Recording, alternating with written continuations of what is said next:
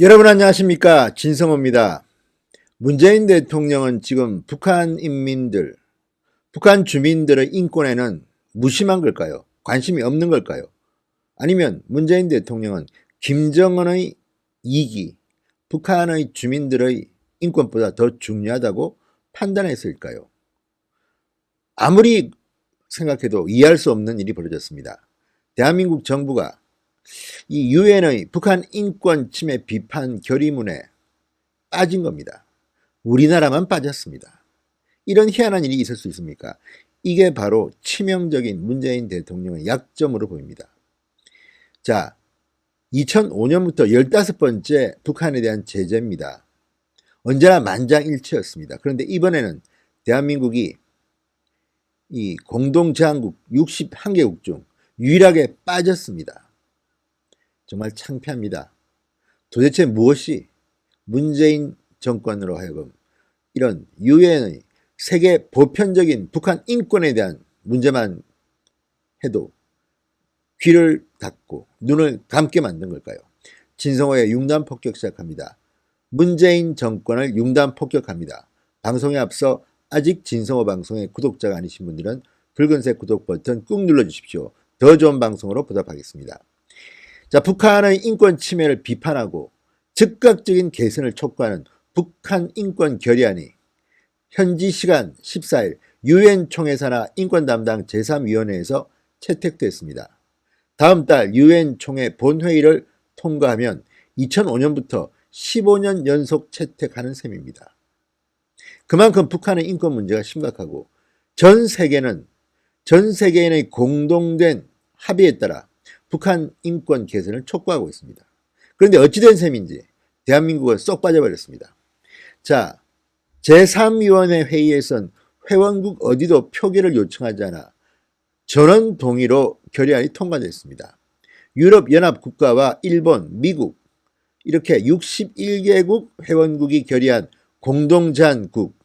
그러나 2008년부터 공동제안국이었던 대한민국은 이번에 불참했습니다. 문재인 정부 출범 3년째 11년 만에 빠진 셈입니다. 왜 공동제안국? 자, 미국, 일본, 유럽 이런 보편적인 민주주의 국가, 인권을 걱정하는 국가들과 함께 어깨를 나란히 하지 못하고 우리만 쏙 빠진 걸까요? 주 유엔 한국 대표부는 한반도 정세 등 재반 상황을 종합적으로 감안해 공동제안국에 참여하지 않았다 이렇게 설명했습니다. 그러면서도 북한 주민의 실질적인 인권 정진을 위해 노력한다는 기본 입장에는 변함이 없다 이렇게 말했습니다. 이게 사실일까요? 우리가 언제 북한 주민의 인권을 걱정했나요? 기가 막힙니다. 자, 이 유엔 제3위원회에서 채택된 북한 인권 결의안은요, 이런 내용입니다. 북한에서 오랜 기간에 걸쳐 조직적이고 광범위하며 중대한 인권 침해가 이어지고 있다. 북한 당국은 이를 즉각 중단해라. 그리고 북한의 인권 상황을 국제형사재판소에 회부해야 한다. 그리고 가장 책임 있는 자에 대한 적절한 조치를 취하도록 권고했습니다. 가장 책임 있는 자는 아시다시피 김정은입니다. 자, 이날 통과된 북한 인권 결의안은 다음 달 이제 본회의에서 채택되겠지만 되겠죠. 100% 됩니다. 그런데 문제는 한국 정부가 11년 만에 유엔 북한 인권 결의안 공동제안국에 빠져버린 겁니다. 지금 한국의 유엔 대표부가 이렇게 해명을 했지만 아무래도 석연치 않습니다. 이거 역시 김정은 가장 책임 있는 자에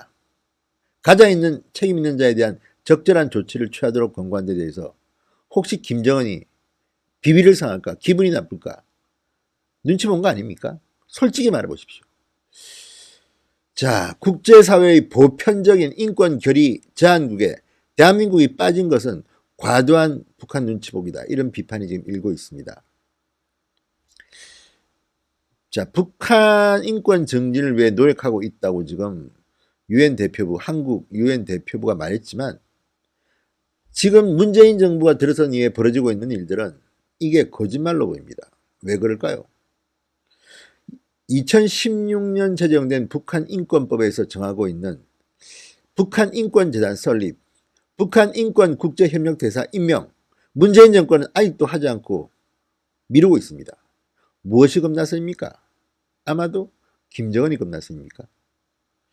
그러니까 지금 이런 설명 못 믿겠습니다. 문재인 정권은 도대체 북한에 무슨 약점이 잡혔습니까? 또는 문재인 정권 내에 있는 이런 주요 결정을 하는 인사들은 정말 주사파가 맞습니까? 이런 의문들을 자꾸 제기하는 겁니다. 국민들이. 누가 봐도 이거는 뭐 좌파 우파 문제가 아니라 북한의 인권이라는 보편적인 국제 가치의 문제입니다. 북한이 좌파든 우파든 관계없이 북한 주민들이 저렇게 인권을 유린당하고 있는데 왜 문재인 정부는 말을 못합니까? 무슨 이유입니까? 문재인 대통령의 개인적인 이유가 있는 겁니까? 뭡니까? 누가 봐도 알 수 없는 일입니다.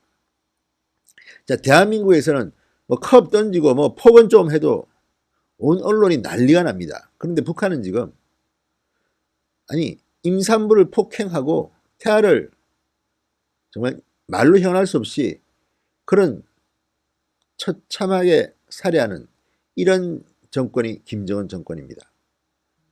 정치 자유 없습니다. 뭐 이상한 책 한 권만 읽어도 무조건 이 인권을 파괴하는 그런 곳으로 보내서 수용소로 보내서 죽을 때까지 노동만 시키는 이런 처참한 국가입니다. 이미 그런 증언들이 줄을 잇고 있고 미국 백악관과 유엔에서는 이미 그런 인권 상황을 다 파악하고 있는데 우리만 애서 외면하고 있습니다. 그 이유가 뭡니까? 또 최근 동해상에서 납포한 북한 어선, 북한선의 선상살인 사건을 이유로 2명을 닷새 만에 북한에 강제 추방시켰습니다. 여기에 대해서 국제 앰네스티가 지금 비판하고 있습니다. 이런 반인권적인 지금 행위를 하는 국가가 세상에 있습니까? 대한민국이 지금 반인권 국가로 불리기를 원합니까? 왜 문재인 정부는 이렇게 북한 앞에만 서면 이렇게 비판을 받아야 합니까? 최근에 이런 일은 또 있었습니다. 여러분 기억할지 모르지만 최근에 비판을 받았던 것 하나. 자, 원비어 기억하시죠? 북한에서 정치적인 이유로 이 수용소로 보내졌던 원비어. 결국 미국으로 송환되자마자 목숨을 잃었습니다. 그 인권 문제에 대해서 문재인 대통령은 어떻게 생각하십니까? 원비어의 부모가 문재인 대통령 면담을 요구했습니다. 한 10분만 만나면 되는 일입니다. 그런데 문재인 청와대는 거절했습니다.